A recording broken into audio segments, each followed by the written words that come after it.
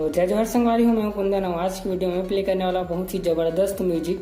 तो संगवारी वीडियो पसंद आई लाइक जरूर कर दो, साथ में अपन हमारे चैनल में नए हो तो हमारे चैनल ला सब्सक्राइब करे पर झन भुलाओ। तो संगवारी वो वीडियो स्टार्ट करते हैं।